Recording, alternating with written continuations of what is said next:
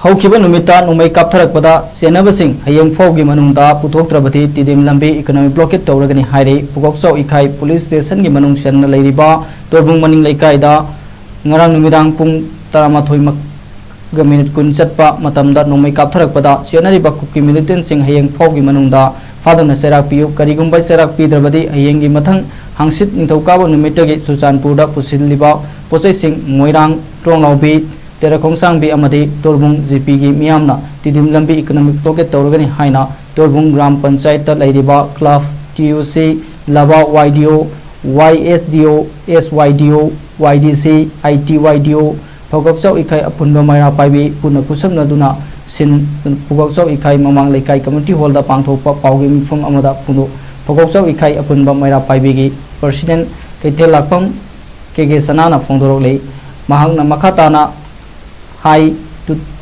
English कुलुमदोगी Maggi तांग अहुमदगी चथरकलिबा इरांग असिदा मरम ओइदुना लांजेनरबा मियोइसिंग लेंगांना याबा पीदुना yum हंजिनबा होरकलबा मतम असिदा cookie narco टेररिस्टसिंगना नुमै कापनिंगबा मतमदा कापसिलकपा Baum कापनिंगबा मतमदा कापसिलकपा असिना प्रजासिंग खोल थादोक्तुना सेनखरो हाइब्रा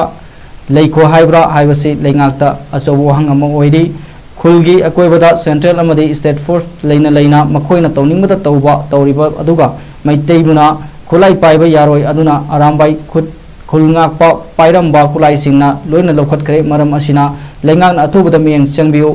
एक्शन लौखतबिउ हाइखे पाउगी मिफम अदु तोरबुंग जीपीदा लैरिबा क्लब सिंग अमदी मैरा पाइबिसिंग मरुवैना मियोय कयासु सरु याखे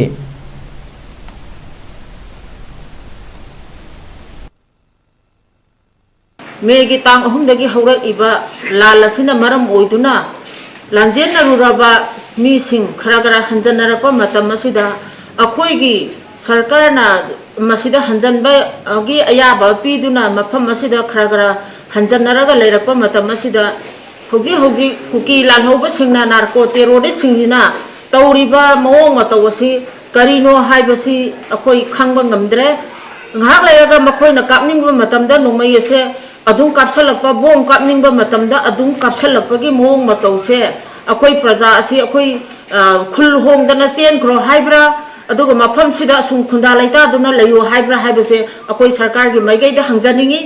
अदुगा ngarang asi pung 13 minute 15 kun चटपा मतमदा को टेररिस्ट सिंगसिना नुमै राउंड कया कापसलबसे अखोइगी अकोइबदा लैरिबा सीआरपीएफ की सिपाही सिंह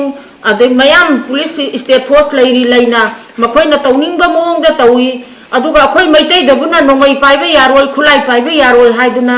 अरामबाइगी अगांसिंगना पाइरमबा खुलाइसिंगसु खुनगाकपा अगांसिंगसिना पाइरमबा खुलाइसिंगसु लोइना लौखत पिखरे अदुगा खुलाई पाइबा मी चटपा यारोय फागनी हाइदुना अखोइदना ऑर्डर थोपीरे अदुगा कुकीदना तौनिंग मोंगदा तौबा नोंमै कापनिंगबा मतमदा कापसलकपा